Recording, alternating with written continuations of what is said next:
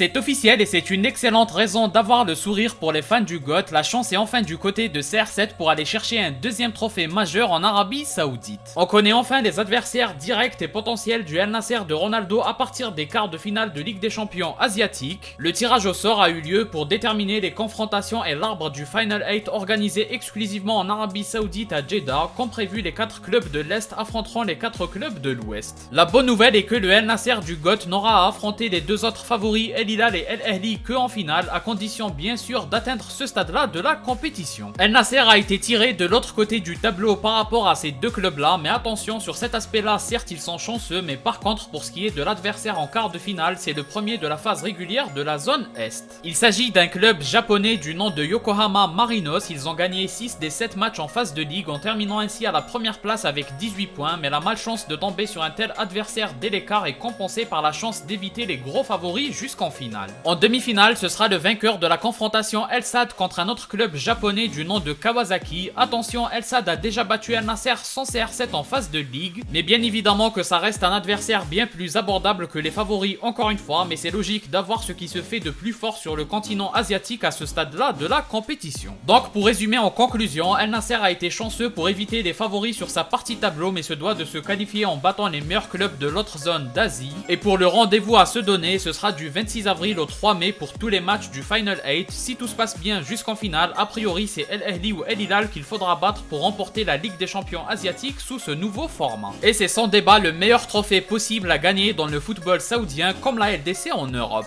Le GOAT va encore devoir sortir le grand jeu pour faire gagner un trophée majeur à El Nasser comme il avait fait en Coupe Arabe avec son doublé pour retourner la finale contre El Hilal à 10 contre 11. Si Ronaldo réussit à le faire à 40 ans, ce sera digne de ses meilleurs exploits en carrière. Et évidemment qu'il en est capable parce que CR7 a encore un niveau de top attaquant et top buteur mondial.